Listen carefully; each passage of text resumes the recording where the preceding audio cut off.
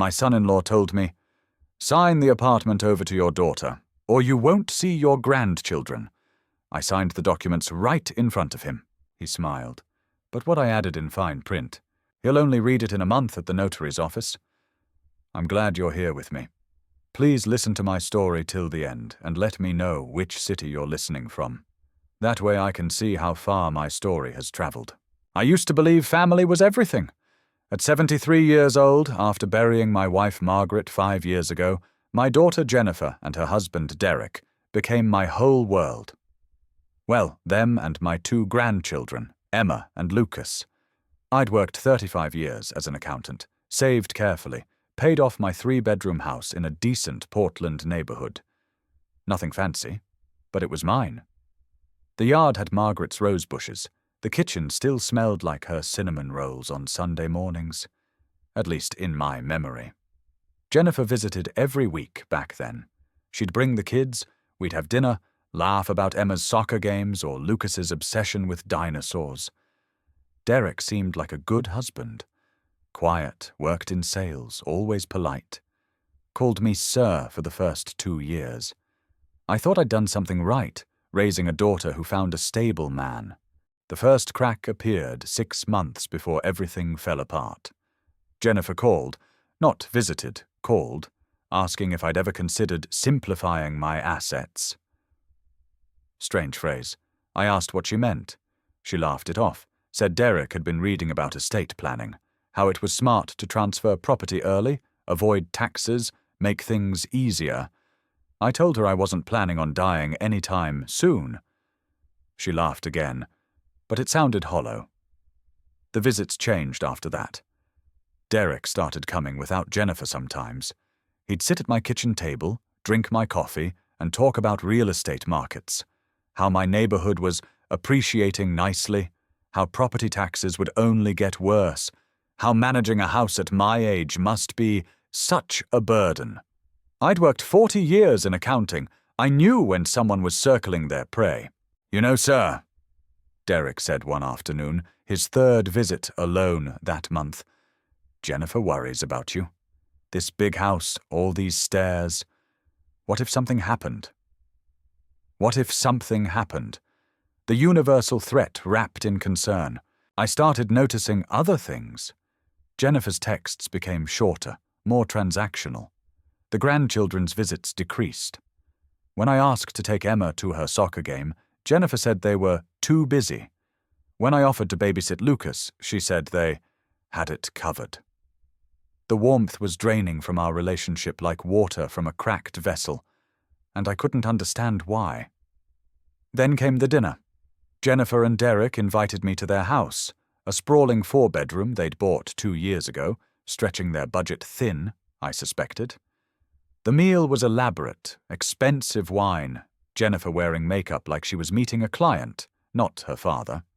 Derek did most of the talking. "We've been thinking about Emma and Lucas's future," he said, cutting his steak with precise movements. "College funds, opportunities.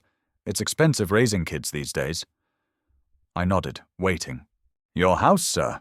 It's worth about $450,000 now. That's a lot of equity just sitting there. If something happened to you, the estate process, the taxes, it could take years. The kids could lose half of it." Jennifer touched my hand. "Dad, we just want to make sure everything's protected. For the grandchildren." That's when I understood. This wasn't about protection. This was about possession.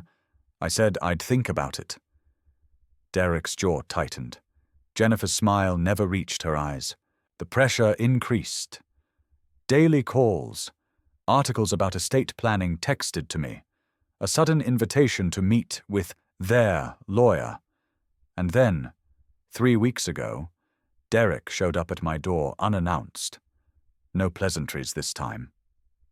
"We need to talk," he said, walking into my living room without invitation.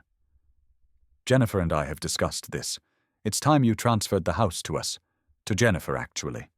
It's the smart move." I said I hadn't decided. "Then let me help you decide," Derek said, and his voice changed. Dropped the pretense. "You transfer the property to Jennifer, or you don't see Emma and Lucas again. Your choice, sir." The word sir was acid now. "You can't do that," I said, my voice shaking. Not from fear, from rage. "Can't I? They're our children. We decide who they spend time with, sign the papers, or become a stranger to your own grandchildren." I stood there, in the house I'd paid for with decades of work, being threatened by this man I'd welcomed into my family. My hands trembled, but my mind was already working, calculating, planning. 40 years as an accountant taught me something valuable. Always read the fine print. And always, always, write your own. "Fine," I said. "Get the papers. I'll sign." Derek smiled. Actually smiled. He had no idea what was coming. Derek returned 2 days later with the documents. Not a lawyer, just papers he'd clearly printed himself, probably downloaded from some legal template website. Transfer of property deed, my name to Jennifer's name, witnessed signature lines. He spread them across my dining room table like a gambler revealing a winning hand. "Sign here, here, and here," he said, pointing with his expensive pen. The one I'd given him for Christmas 3 years ago. Jennifer stood behind him, holding her phone, not looking at me. That hurt more than Derek's threats. My own daughter letting this happen. Or worse, orchestrating it. I picked up the pen. My hand shook. That part wasn't acting. At 73, you don't hide tremors well. But my mind was crystal clear, running through everything I knew about property law, about contracts, about the loopholes that exist when people get greedy and careless. "You'll still live here, of course," Derek said, magnanimous now that he was getting what he wanted. "Nothing changes. This is just paperwork, for the kids' future." I signed my name on the first line, then the second. Derek watched each stroke like a hawk. Jennifer finally looked at me, and I saw something flicker in her eyes. Guilt, maybe, or second thoughts. But she said nothing. On the third signature line, I added something. Small handwriting, squeezed into the margin space above my name. Derek was already reaching for the papers, confident, not reading anymore. Jennifer was checking her phone. "There," I said. "It's done." Derek snatched up the documents, folded them, tucked them into his leather folder. "We'll get this notarized next week. Thank you, sir. You've made the right choice. For everyone." They left. I sat at that table for 3 hours after they drove away. The house felt different now. Heavier. Or maybe I felt heavier, carrying the weight of what I'd just done. And what I was about to do. I walked through each room, touching Margaret's things, the photos on the wall, Emma's crayon drawing still stuck to the refrigerator from 2 years ago. Had it really been 2 years since she'd been here? That night, I couldn't sleep. I lay in bed, staring at the ceiling, and took inventory of my situation. 73 years old, retired, fixed income from Social Security and a small pension. No siblings, I was an only child. My parents long dead. Margaret's family scattered across the country, Christmas card relationships at best. My daughter had just conspired to take my home, using my grandchildren as hostages. I could have felt sorry for myself. God knows I wanted to. But 40 years as an accountant taught me something else. Emotion clouds judgment.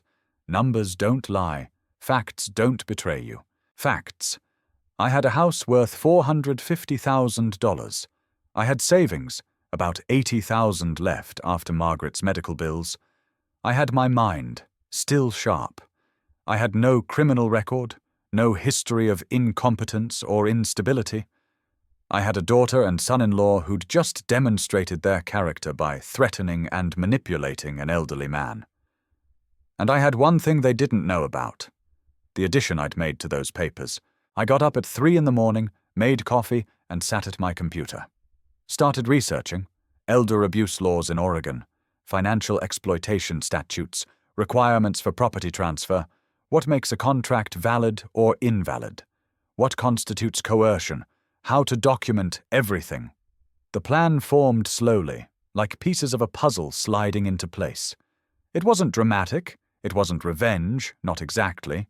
It was justice, the kind that comes from understanding how systems work, how law works, how people who get greedy inevitably get careless.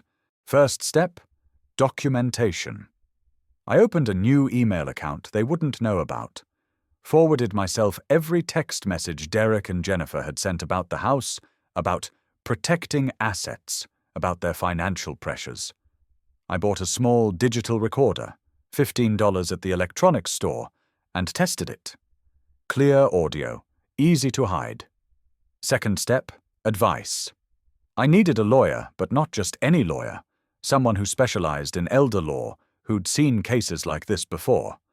I found 3 names online, checked their reviews, their case histories, made an appointment with the highest-rated one for the following week, 2 days before Derek's scheduled notarization appointment. Third step: allies. I couldn't do this alone. I was one old man against 2 people half my age. I needed witnesses, support, people who'd vouch for my competence and their predatory behavior. I made a list of names: neighbors, my doctor, Margaret's best friend Susan, who still called every month, my former colleague from the accounting firm, Richard, who'd retired the same year I did. By dawn, I had 17 pages of notes, a timeline, a strategy. Derek thought he'd won. He had no idea the game had just started. The lawyer's office was on the 3rd floor of a downtown Portland building that had seen better decades. Nancy Chen, attorney at law, specialized in elder abuse and estate disputes. Her reviews called her fierce and uncompromising. Exactly what I needed. She was younger than I expected, mid-40s, sharp, dark eyes, handshake like a vice grip. I sat in the chair across from her desk and told her everything. She didn't interrupt once, just listened, taking notes in precise handwriting. When I finished, she leaned back in her chair. "Do you still have the documents you signed?" "No, Derek took them, but I photographed every page before he arrived, just in case." Her eye: "Mr. Patterson, that was either very clever or very risky. Possibly both. But it might work, assuming we can prove the coercion. Tell me about the threats regarding your grandchildren." I showed her my phone. Text messages from Jennifer. "Dad, it would be easier if you just cooperated." From Derek. "Don't make this difficult. Think about Emma and Lucas." And the voicemail I'd saved from 3 weeks ago, Derek's voice cold and clear.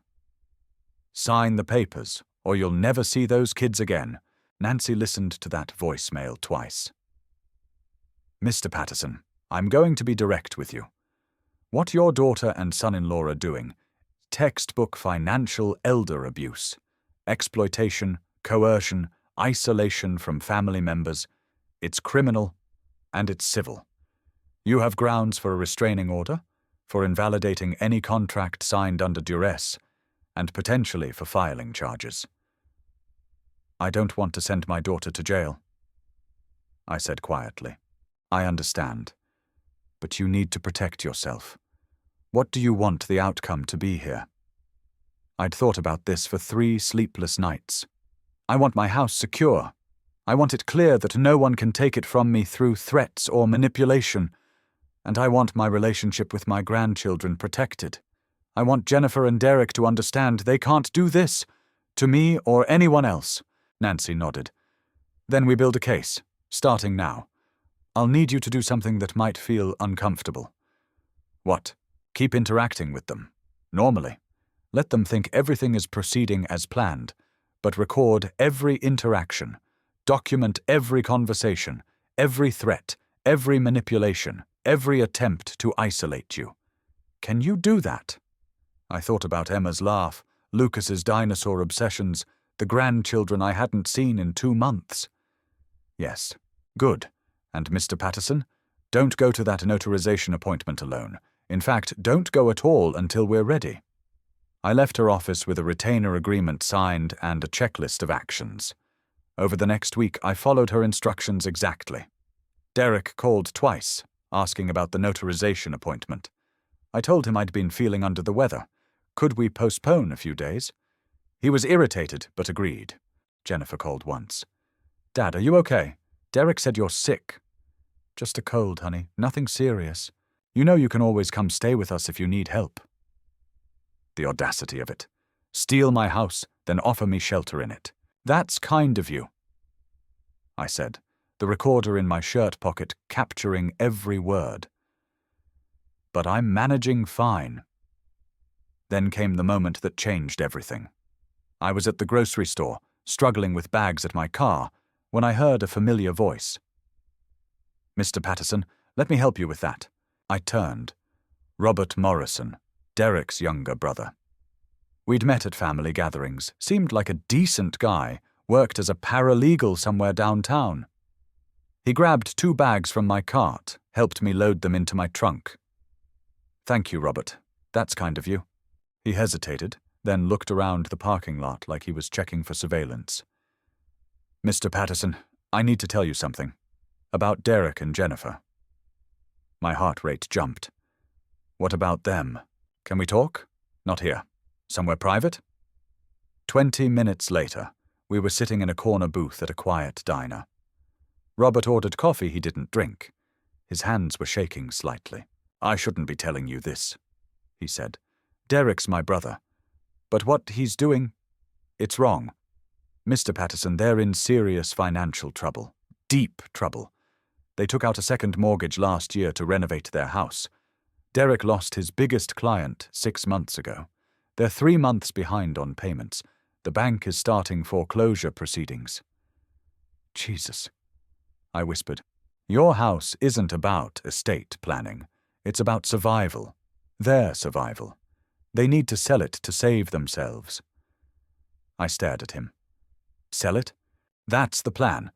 Get it in Jennifer's name, wait a few months, then convince you to move into assisted living for your own good. Sell the house. Pocket the equity. Derek told me last week. He was bragging about it like it was some brilliant scheme. I recorded every word. I met with Nancy Chen the next morning, played her the recording of Robert's confession. She listened with the intensity of a surgeon examining X-rays. This changes everything, she said. This isn't just coercion anymore. This is fraud with intent to sell. Premeditated financial exploitation. Mr. Patterson, I need to file an emergency motion to freeze any property transfers and get a temporary restraining order. Will that alert them? Yes, immediately. They'll know you're fighting back. I took a breath. Do it. The court moved faster than I expected. Within 48 hours, Nancy had an emergency hearing scheduled. The judge, a woman in her 60s with grey hair and reading glasses, reviewed our evidence. The recordings, the text messages, Robert's statement, the timeline of increasing pressure and isolation, the financial records Nancy had subpoenaed showing Derek and Jennifer's mortgage default. The judge granted a temporary restraining order preventing any property transfer and requiring Derek and Jennifer to maintain at least 100 yards distance from me except for scheduled, supervised visitations. She also froze their access to any joint accounts or legal claims on my assets, pending a full hearing in 3 weeks. Mr. Patterson, she said, looking at me over her glasses. I see a lot of elder abuse cases. This is textbook. I'm glad you got help. Nancy served them the papers that afternoon. I was home when my phone started ringing. Jennifer first. I didn't answer. Then Derek. 8 calls in 20 minutes. Then text messages. Jennifer. Dad, what is this? What did you do? Derek. You fucking lied to us. We're trying to help you and this is how you repay us. Jennifer. How could you do this to your own daughter? We've done nothing but care for you. The gaslighting was almost impressive. Almost. Then they showed up at my house. I saw Derek's car through the window, both of them getting out, Derek's face red even from a distance. I called Nancy immediately. They're violating the restraining order, she said. Call the police, now. I dialed 911 with shaking fingers as Derek pounded on my door. Open this door. We need to talk. You can't do this. That's our house. Sir, I need you to stay inside. The 911 operator said. Officers are 3 minutes away. Jennifer's voice joined Derek's. "Dad, please, just talk to us. This is insane. We're your family." Through the window, I saw Derek try the door handle. Locked, thank God. He kicked the door frame. Once, twice. The wood around the lock cracked. "They're trying to break in," I told the operator. "Officers are 1 minute away, sir. Stay away from the doors." I backed into my living room, phone pressed to my ear, watching this man I'd welcomed into my family, trying to literally break into my home. Jennifer stood behind him, crying, but she wasn't stopping him. She was enabling him. Sirens cut through the air. Derek's head snapped up. He looked at Jennifer, said something I couldn't hear, and they ran back to their car. But the police turned onto my street before they could drive away. 2 officers, calm and professional, blocking their vehicle. I opened my door, gave them the restraining order paperwork, showed them the damage to my door frame. Derek was shouting about misunderstandings, about his right to his father-in-law's property. Jennifer was crying, saying I was confused, maybe showing signs of dementia. This was all a mistake. One officer, a woman with kind eyes, looked at me. "Sir, are you feeling threatened?" "Terrified," I said honestly. They arrested Derek for violating the restraining order and attempted breaking and entering. Jennifer they let go with a warning, but the officer told her in clear terms, "Ma'am, do not contact your father. Do not come near this property. Do not send messages. Any violation will result in arrest. Do you understand?" Jennifer looked at me. Really looked at me. "Dad, how could you? How could I?" I almost laughed. How could I protect myself from people stealing my home? How could I refuse to be victimized? The audacity of that question. "Go home, Jennifer," I said quietly. After they left, after the police filed their reports, after Nancy called to congratulate me on following protocol perfectly, I sat in my living room and shook. Not from fear, from adrenaline crash, from the reality of what had just happened. My daughter had stood there while her husband tried to break down my door.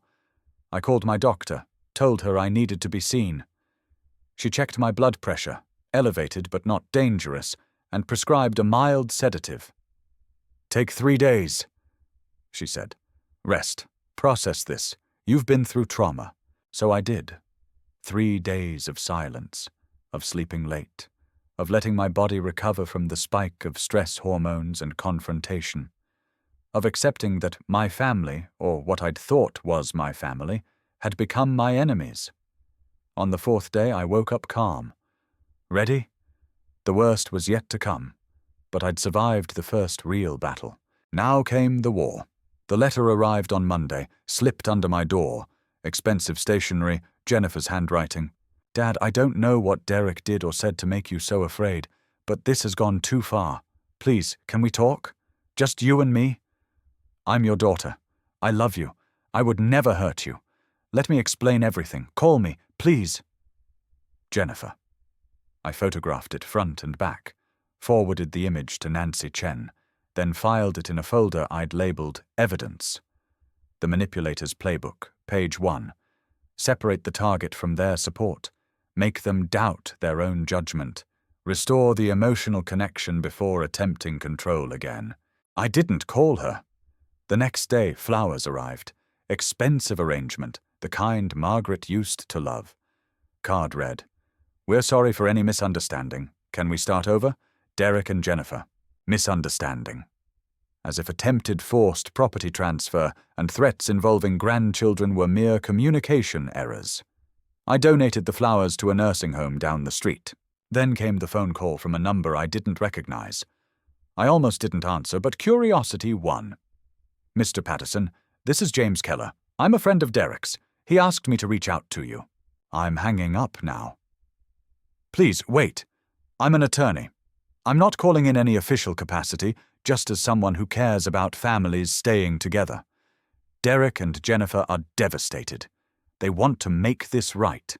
They're willing to forget the whole property transfer, put everything back the way it was. They just want their relationship with you restored. Tell Derek that any communication needs to go through my attorney, Nancy Chen. Have a good day." I hung up. Felt nothing. Just cold, clear focus. Nancy called 10 minutes later. They contacted you through a proxy? Attempted to. Predictable. They're trying to find a crack in your resolve. Don't give them one. I didn't plan to. But the attempts continued. A letter from Jennifer's childhood friend Sarah, saying how worried everyone was about me. An email from Derek's mother, a woman I'd met exactly twice, saying she hoped we could work through this family difficulty. A voicemail from someone claiming to be from Senior Services, saying they'd received reports of my declining mental state and needed to schedule a competency evaluation. That last one made me angry enough to throw my phone across the room. It bounced off the couch. No damage, unfortunately. I'd wanted to break something. Nancy traced the Senior Services call. It originated from Derek's cell phone. That's harassment and impersonation of a government official, she said with grim satisfaction. I'm adding it to our case file. In the middle of this siege of fake kindness and manipulation, I realized something. I was alone. Truly alone. Not physically. The house was solid around me, my things intact. But emotionally, socially, I was isolated exactly as they'd intended. Margaret was gone. Jennifer had betrayed me. I had acquaintances, not friends, neighbors I waved to but never invited inside. That's when I remembered Richard, my former colleague from the accounting firm, the one who'd retired when I did. We'd gotten lunch a few times that first year, then life got busy, got lazy, got forgotten. I found his number in my old contacts and called. Jim Patterson, my God, it's been, 3 years? 4, I said. Richard, I need to talk to someone. We met at a coffee shop the next day. I told him everything. He listened the way good accountants do, patiently, processing information, asking clarifying questions. When I finished, he was quiet for a long moment. Jim, that's horrific. Your own daughter. I know. What do you need? How can I help? That question, simple, direct, genuine, almost broke me. I don't know. I just needed someone to know this was real, that I'm not crazy or paranoid or confused. You're none of those things. You're under attack, and you're defending yourself. That's sanity, not confusion. He paused. I have a men's group. We meet Thursdays at the community center. Bunch of retired guys, we play cards, complain about our prostates, lie about our golf games. You should come. I don't play golf. Neither do most of us. Come anyway. I went that Thursday. Met 6 other men in their 60s and 70s. Didn't tell them my story, not yet. Just sat, played terrible poker, listened to their easy banter. One of them, Frank, was a retired police officer. Another, George, had been a social worker. Normal men, living normal lives, not trying to steal from their elderly relatives. For 2 hours, I felt almost human again. When I got home, there was another letter under my door. Derek's handwriting this time. We know you're talking to people, spreading lies about us. Stop this before you regret it. You're making enemies you can't afford to have. Last warning. I photographed it, added it to the evidence folder. The threats were evolving, getting bolder, which meant I was winning. Desperate people make mistakes. I called Nancy. They just threatened me again. Good, she said. Let them keep digging. They came on a Sunday morning. I was drinking coffee in my kitchen, reading the newspaper, old habits, when I heard the knock. Not pounding this time. Soft, almost tentative. I looked through the peephole. Jennifer and Derek standing on my porch. She was holding a casserole dish. He wore a button-down shirt and an expression that was trying very hard to look apologetic. They'd brought their masks back on. I opened the door but kept the chain lock engaged. You're violating the restraining order. We know, Jennifer said quickly. We're sorry, Dad, we needed to see you, to apologize properly, face to face. Can we come in, please? I made your favorite chicken and rice casserole, the way Mom used to make it. Using Margaret's memory as leverage. Clever. You have 5 minutes. On the porch. Dad, it's cold out here. 5 minutes, starting now. Derek's jaw tightened, but Jennifer touched his arm. They stayed outside. I stepped onto the porch, leaving the door open behind me so I could retreat quickly if needed. The small recorder in my pocket was already running. We've been thinking, Jennifer started, about everything that happened, and we realize we pushed too hard. We scared you. That wasn't our intention, but intentions don't matter, do they? What matters is how we made you feel. She'd rehearsed this. Every word sounded scripted. We want to drop everything. Derek added, his voice measured. The property transfer, the whole thing. Forget it ever happened. We'll sign whatever paperwork your lawyer wants, acknowledging it was a mistake. We just want our family back. I looked at my daughter. Her eyes were red. From crying, or from rubbing them to look like she'd been crying. After everything, I couldn't tell anymore. What about the foreclosure on your house? I asked. Jennifer's face froze. Derek's mask slipped for just a second. Surprise, then anger, then forced calm again. Who told you about that? Derek asked quietly. Does it matter? That's private financial information. You had no right. I had no right. My voice rose despite my intentions to stay calm. You tried to steal my house, Derek. You threatened to keep my grandchildren from me. You forged concern about estate planning when really you needed my equity to save your own financial disaster. Don't talk to me about rights. Dad, please, Jennifer started. Were you going to tell me? After you got the house in your name, were you going to explain that you needed to sell it? That I'd need to move into some apartment somewhere, some assisted living facility, so you could pay off your debts? Silence. Jennifer looked at Derek. That look told me everything. Derek's expression changed then. The mask didn't just slip, it shattered. You know what, Jim? Yes, that was the plan. Because you're a selfish old man sitting on $500,000 of equity, while your own daughter and grandchildren are about to lose their home. You're 73 years old. How much longer do you even need a 3-bedroom house? 5 years? 10? We need it now. We're raising your grandchildren, and you're hoarding wealth you can't take with you. Derek! Jennifer whispered, horrified, but he wasn't finished. We've taken care of you since Mom died. Visited you, included you in holidays, made sure you weren't lonely. And this is how you repay us? By calling lawyers and police? By treating us like criminals when all we wanted was to secure our children's future, your grandchildren's future. You threatened to take them away from me. I said softly. Because you left us no choice. Derek's voice was rising now, losing control. You wouldn't listen to reason.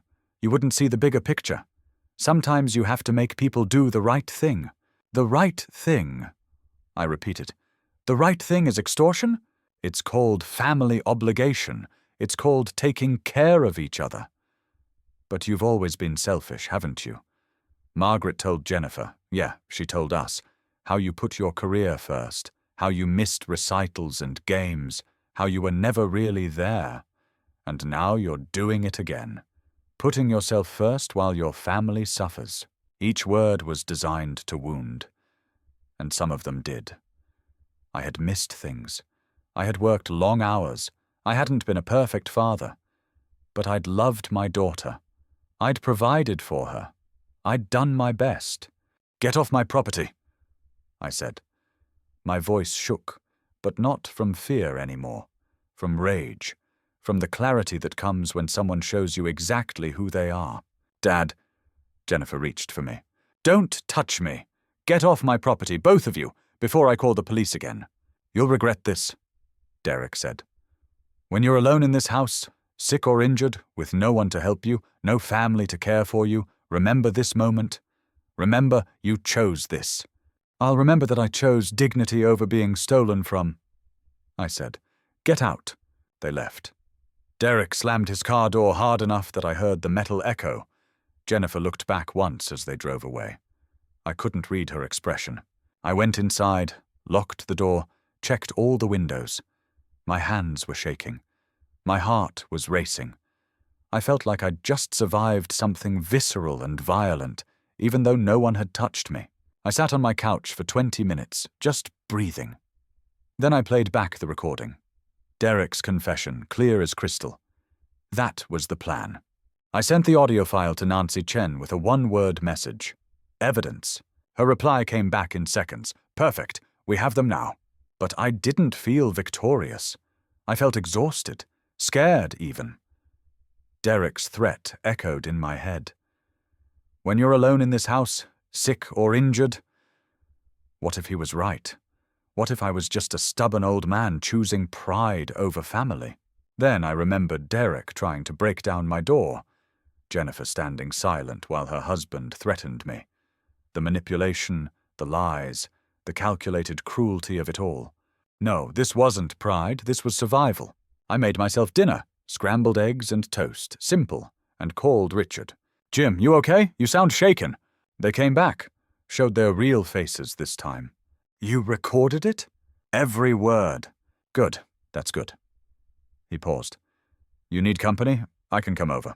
No, I'm okay. I just needed to hear a friendly voice. You've got it. Jim, you're doing the right thing. Don't let them make you doubt that. After we hung up, I sat in my quiet house and accepted something. The fear wouldn't go away. The loneliness wouldn't magically disappear. But I could live with both of those things. What I couldn't live with was being a victim in my own home, robbed by my own blood. 3 weeks until the full court hearing. I could make it 3 weeks. I had to. The courtroom was smaller than I expected. Wood paneling, fluorescent lights, a tired-looking bailiff standing near the judge's bench. Not the dramatic setting you see on television. Just a regular Tuesday morning in civil court. My life's betrayal reduced to case number 2024 CV 8847. Nancy Chen arrived at 8:30, carrying 2 accordion folders stuffed with documents. I'd dressed in my best suit, the one I'd worn to Margaret's funeral, the one I'd sworn I wouldn't need again. My hands were steady when I shook Nancy's hand. Cold calm had settled over me the night before and hadn't lifted. I felt like I was watching myself from a distance, present but detached. They'll try to make you look unstable, Nancy said quietly as we waited. Confused, paranoid, suffering from grief-induced delusions. Don't react emotionally. Answer questions simply and directly. Let the evidence speak. Jennifer and Derek arrived at 8:45 with their attorney, a man in an expensive suit who looked annoyed to be here. They sat on the opposite side of the gallery. Jennifer looked like she hadn't slept in weeks. Dark circles, hair pulled back severely, hands clasped so tightly her knuckles were white. Derek stared straight ahead, jaw set, radiating anger. They didn't look at me once. Judge Catherine Morrison entered at 9 sharp. The same judge who'd granted the emergency restraining order. She settled into her seat, adjusted her glasses, and opened the case file. This is a petition to invalidate a property transfer document based on allegations of elder abuse, coercion, and fraud, she said. Mr. Patterson, you're represented by Ms. Chen. Mr. and Mrs. Whitmore, you're represented by Mr. Garrison. Let's proceed. Nancy went first. She was methodical, surgical. She presented the timeline, the gradual isolation, the increasing pressure, the sudden demand for property transfer, the threats involving my grandchildren. She played the recordings. Derek's voice filled the courtroom. Sign the papers or you'll never see those kids again. Jennifer flinched, actually flinched. Then Robert Morrison's testimony about their financial desperation, their plan to sell the house, the text messages, the photographs of my damaged door frame from Derek's attempted break-in. The fake senior services call traced to Derek's phone. The threatening letter, "You're making enemies you can't afford to have." And finally, the most recent recording. Derek's confession on my porch. That was the plan. You're a selfish old man sitting on $500,000 of equity while your own daughter and grandchildren are about to lose their home. When that recording played, I watched Derek's face. He went white. His attorney leaned over, whispered something urgent. Derek shook his head, whispering back harshly. Your Honor, Nancy concluded, This is textbook financial elder abuse. Systematic manipulation, isolation from family members, coercion through emotional blackmail, and ultimately threats of violence. Mr. Patterson signed those documents under duress, fearing loss of contact with his grandchildren and, eventually, physical harm. The transfer should be invalidated, the restraining order made permanent, and charges filed for attempted fraud. Judge Morrison looked at Derek and Jennifer's attorney.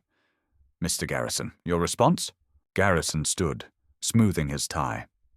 Your Honor, this is a tragic misunderstanding blown out of proportion by miscommunication and family tension. My clients were genuinely concerned about Mr. Patterson's welfare. He's 73, living alone in a large house, and has exhibited signs of paranoia and confusion. I'd like to hear from your clients directly. The judge interrupted. Mrs. Whitmore, you're the daughter. Tell me about these grandchildren visits. Did your husband threaten to prevent contact between your father and your children? Jennifer stood shakily. Your Honor, that was taken out of context. We were just trying to encourage Dad to think seriously about the property transfer. We never intended— Mrs. Whitmore, I'm going to play the recording again. Please listen carefully. Judge Morrison nodded to the clerk, who played Derek's voice again. Sign the papers, or you'll never see those kids again. What context? The judge asked. Makes that statement anything other than extortion? Jennifer's eyes filled with tears. We were desperate, Your Honor. We're losing our house. Our children are going to be homeless. My father has so much equity just sitting there unused, and we thought if we could just make him understand. By threatening him? We didn't mean it like that. How did you mean it exactly? Silence. Judge Morrison turned to Derek. Mr. Whitmore, you attempted to forcibly enter your father-in-law's home after a restraining order was issued. You impersonated a government official in a phone call. You sent threatening letters. You organized third parties to contact him against his wishes. You damaged his property. Please explain to me how any of this constitutes concern for his welfare. Derek stood. I saw his hands shaking, from anger, not fear. Your Honor, with all due respect, Jim Patterson is my children's grandfather. That house is their inheritance. That house belongs to Mr. Patterson. The judge said coldly. It is his property, earned through his labor to dispose of as he sees fit. It is not your children's inheritance until he dies and chooses to leave it to them. You are not entitled to it simply because you want it or need it. But we're family. Family doesn't threaten. Family doesn't extort. Family doesn't try to break down doors. Judge Morrison removed her glasses. I've reviewed all the evidence, the recordings, the financial documents, the medical evaluation showing Mr. Patterson is of sound mind, the testimony from witnesses. This isn't a case of an elderly person being confused. This is a case of an elderly person being targeted by predators who happen to be related to him. She looked directly at Derek and Jennifer. The property transfer is invalidated. The restraining order is made permanent. Neither of you may contact Mr. Patterson directly or through third parties. You may not come within 500 feet of his home. Supervised visitation with the grandchildren may be arranged through a court-appointed mediator if Mr. Patterson chooses to pursue that, which he is under no obligation to do. Your Honor, please. Jennifer was crying now. He's my father. I love him. I made a mistake, but please don't take my father away from me. You took him away from yourself, Judge Morrison said, not unkindly. Through your choices and your husband's actions. Perhaps in time, with therapy and genuine amends, that relationship can be rebuilt. But that's Mr. Patterson's decision, not yours. This court's job is to protect him from further harm. She looked at me. Mr. Patterson, is there anything you'd like to say? I stood slowly. Looked at my daughter. I loved you, Jennifer, I still do, but I won't be stolen from. I won't be threatened. I won't be manipulated. If you ever want a real relationship again, honest, respectful, without ulterior motives, my door might be open someday. Might be. But that door will never, ever open for Derek. Derek's face flushed red. "You self-righteous—" "Mr. Whitmore, sit down and be quiet, or I'll hold you in contempt." Judge Morrison snapped. "We're done here. The court finds in favor of Mr. Patterson on all counts. Case closed." The gavel came down with a sound like finality itself. Outside the courtroom, Nancy Chen shook my hand with something close to satisfaction. That went as well as it possibly could have. Judge Morrison doesn't suffer fools, and she saw exactly what your daughter and son-in-law were doing. "What happens now?" I asked. "Now, they comply with the restraining order or face criminal charges.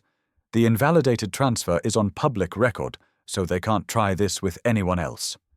And—" She paused, checking her phone. "I also filed paperwork this morning with the district attorney's office. Based on the evidence, they're opening a criminal investigation into elder financial abuse." "Criminal?" My stomach dropped. "I said I didn't want Jennifer to go to jail. That's not up to you anymore, Mr. Patterson. They committed crimes, multiple crimes. The state has an interest in prosecuting elder abuse cases. It protects other vulnerable people." She softened slightly. "But realistically, first offense, your daughter might get probation and mandatory counseling. Derek's facing more serious charges because of the breaking and entering, the impersonation, the threats. He's looking at potential jail time, even if it's just months." I watched through the courthouse windows as Derek and Jennifer stood on the steps, arguing. He was gesturing wildly. She was crying. Their attorney had already left, probably washing his hands of the whole mess. "There's more," Nancy continued. "Because this is now public record, their mortgage company will likely find out. Financial fraud tends to make banks nervous. They could accelerate the foreclosure. So they'll lose their house anyway. Almost certainly. They destroyed their relationship with you for nothing. For nothing. That should have felt like justice. It felt like devastation. Over the next 2 weeks, I watched their lives collapse from a distance. Richard, who still had connections in the legal community, kept me informed. Derek was charged with attempted breaking and entering, criminal harassment, and attempted elder financial abuse. His bail was set at $15,000, money they didn't have. He spent 3 days in jail before his mother mortgaged her own small house to bail him out. Jennifer was charged with conspiracy to commit fraud and elder abuse, lesser charges, but still criminal. Her arraignment was scheduled for the following month. Their foreclosure proceeded. I saw the notice in the public records. Sale date set for 6 weeks out. They'd be homeless by Christmas, a piece of me.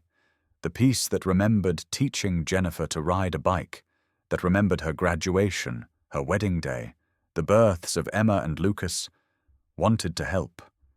Wanted to offer them money, maybe enough to catch up on mortgage payments, to ease their suffering. But Nancy's words echoed. They destroyed their relationship with you for nothing. And Derek's words. When you're alone in this house, sick or injured, with no one to help you, remember, you chose this. I chose dignity. They chose predation. Actions have consequences. Frank, from the Thursday men's group, the retired police officer, called me one evening. "Jim, I heard about the court case through the grapevine. That took guts, standing up to your own family like that. Didn't feel like guts, felt like survival. Same thing sometimes. Listen, a few of us were talking. You shouldn't be alone in that house, not while emotions are running high and your son-in-law's out on bail. Would you accept some company? We could rotate. Couple guys staying over for a few weeks, just until things settle." I almost said no. Pride, independence, not wanting to be a burden. Then I remembered, I didn't have to be alone. I didn't have to pretend I wasn't scared of Derek showing up drunk and angry one night. "I'd appreciate that," I said quietly. So Frank and George and Richard rotated shifts, staying in my guest room, playing cards in the evening, making sure I was safe. They didn't make a big deal of it. Just showed up, existed in my space comfortably, reminded me that not all family is blood. 3 weeks after the court hearing, I received formal notice that the criminal investigation had concluded. Derek was offered a plea deal. 18 months probation, 500 hours community service, mandatory anger management and financial counseling, and permanent surrender of any claims to my estate. If he violated probation, he'd serve 6 months in jail. He took the deal. Jennifer was offered deferred prosecution. 2 years probation, counseling, community service. If she completed the terms successfully, the charges would be dismissed from her record. She took the deal too. I never heard from either of them directly. The restraining order held. They moved out of their house the week before Christmas into a small apartment across town. I heard about it through Robert, Derek's brother, who called occasionally to check on me. "They're struggling," Robert said. "Derek's working 2 jobs to pay his mother back. Jennifer's working retail, trying to keep the kids' lives stable. They're humbled, I guess you could say." "Good," I said, and meant it. On Christmas Eve, I got a card in the mail. Jennifer's handwriting. No return address. Smart, given the restraining order. Inside, just a few words. "Dad, I'm sorry. I don't expect forgiveness. I just needed you to know I'm sorry. Jennifer." No mention of Derek, no excuses, just an apology. I put it in the evidence folder with everything else. Maybe someday I'd be ready to respond. Maybe not. That night, Richard and Frank and George came over. We made dinner together, nothing fancy, just pasta and salad, and watched It's a Wonderful Life on television. When George made a crack about my cooking being worse than jail food, I laughed. Actually laughed. For the first time in months. Derek and Jennifer had tried to take everything. My home, my autonomy, my dignity. They'd failed. They'd lost not just the battle but the war, lost their house, their financial stability, their freedom from criminal records, their relationship with me. Complete defeat, no compromise, justice served cold and absolute. And me? I was sitting in my living room with friends, warm and safe and free. I'd won. Spring came to Portland with its usual grey drizzle and unexpected sunshine. 6 months after the court case, my life had transformed in ways I hadn't anticipated. The Thursday men's group had become Friday game nights. Richard, Frank, George, and 3 others now rotated through my house weekly, bringing pizza, beer, terrible poker skills, and easy companionship. We'd added a Sunday morning coffee group too, meeting at the local diner to complain about politics and solve the world's problems over scrambled eggs. "You're becoming social," Richard teased one morning. "It's unsettling. Shut up and pass the hot sauce." But he was right. I'd spent 5 years after Margaret's death slowly shrinking my world, allowing loneliness to become my default state. Jennifer and Derek's betrayal had somehow shocked me back to life, reminded me that isolation was a choice, not an inevitability. I'd also started volunteering. Nancy Chen had suggested it after the case closed. Channel that energy somewhere positive. So twice a week, I helped at the senior center downtown, teaching basic financial literacy classes. Helping others understand budgets, savings, debt management, warning them about financial predators even when those predators wore familiar faces. One woman, Martha, 78 years old, broke down crying after a class. "My son keeps asking about my savings account," she whispered. "He says he's worried about me, but after hearing your story, I wonder if he's worried about himself." I helped her find a good elder law attorney. Last I heard, she'd moved her accounts to a bank he didn't know about and updated her will with protective clauses. How many others were out there? How many elderly people being circled by their own children, their own grandchildren, like prey? My house, the house Derek and Jennifer had tried to steal, became a gathering place. Game nights, coffee mornings, occasional dinners where Frank brought his wife, and George brought his partner, and Richard brought wine that cost more than my monthly electric bill. The rooms that had felt so empty after Margaret died now filled with voices and laughter and life. I'd even started dating, though dating felt like a ridiculous word at 73. Her name was Susan, Margaret's best friend actually, who'd called me every month for 5 years and whom I'd finally invited to dinner.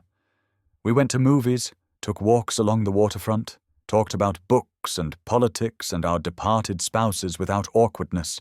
"You seem lighter," she said one evening as we watched the sunset from my porch. Like you've put something down. Bitterness, I said, and fear. Took me long enough. Meanwhile, across town, Derek and Jennifer's lives continued their downward trajectory. Robert still called occasionally, keeping me informed despite the restraining order. The details were grim. Derek had lost his sales job after the criminal conviction. The company didn't want someone with elder abuse on their record representing them to clients. He was working warehouse shifts and driving for a rideshare company, trying to pay back his mother and cover rent on their cramped two-bedroom apartment. Jennifer had been fired from her retail job after a customer recognized her from news coverage of the case. A local TV station had run a story. Daughter and son-in-law convicted in elder abuse case. Family exploitation on the rise. Her face was blurred, but people talked. Portland was a small city in the ways that mattered. She found work as a night shift cleaner at an office building. The pay was minimum wage. The hours destroyed any remaining family routine. Emma and Lucas, my grandchildren I hadn't seen in over a year, were struggling too. Robert said Emma had become withdrawn at school, acting out, getting into fights. Lucas had started seeing a therapist for anxiety.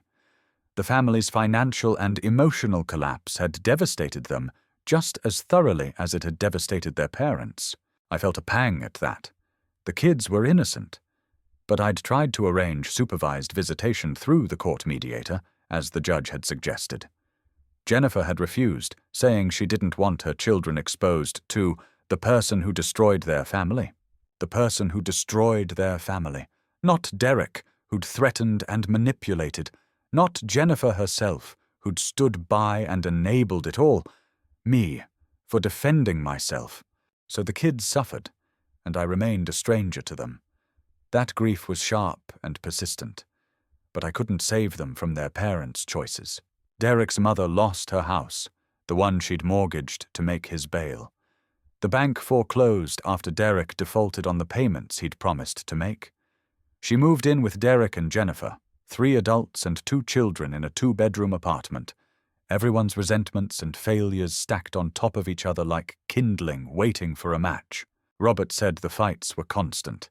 Derek drinking too much, Jennifer crying in the bathroom, the kids escaping to friends' houses whenever possible, his mother bitter and angry, reminding Derek daily how he'd destroyed her life too.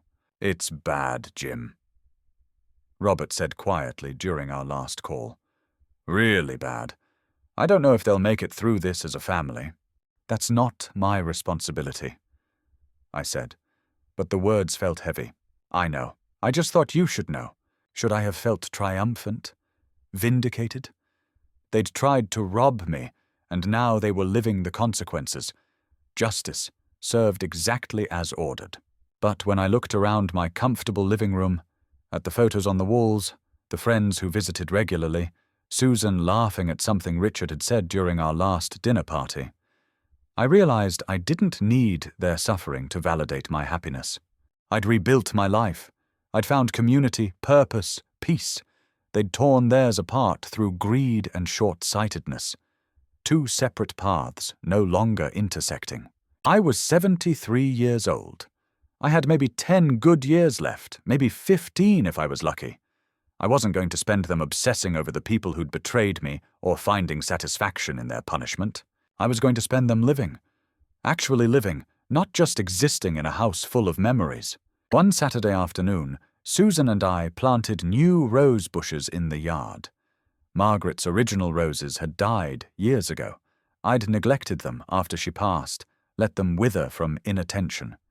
These new ones were different varieties, different colors. Not replacements, additions. "Your daughter still hasn't tried to reach out?" Susan asked as we worked the soil. "1 card at Christmas, nothing since. Do you think she will, eventually?" I thought about that. Jennifer's brief apology, sincere or not. The years of relationship before the betrayal. The grandchildren I'd never know. "I don't know," I said honestly. "Maybe. If she does real work on herself, real change, not just surface apologies. If Derek's out of the picture, if she understands what she did wrong." I patted soil around a yellow rose. But that's years away, if ever. And I'm not waiting for it. Good, Susan said. She squeezed my hand, dirt under both our fingernails, sunshine warm on our faces. You deserve better than waiting. That night, I made dinner for 8. Richard and his husband, Frank and his wife, George and his partner, Susan and me. We crowded around my dining room table, passing dishes, telling stories, arguing cheerfully about whether the Trailblazers would make the playoffs. My phone buzzed once. Unknown number. I almost checked it, then decided against it. Whatever it was could wait. This warmth, this community, this life I'd built from the wreckage couldn't. I'd won more than a court case. I'd won back my autonomy, my dignity, and my future. And unlike Derek and Jennifer, who'd gambled everything on greed and lost it all, I'd invested in the only things that truly matter: self-respect and genuine human connection. So that's my story. My daughter and son-in-law tried to steal my home through threats and manipulation. They lost everything: their house, their financial stability, their freedom, their relationship with me. I gained friends, purpose, and peace. But here's my question for you. What would you have done? Would you have fought back, or given in to keep the family peace? Have you seen this happen to someone you know? Leave a comment below. Share your story. And if you want to hear more stories like this, real people facing real family betrayals and fighting back, subscribe to my channel. Thank you for listening. And remember, family who treats you like prey isn't family at all.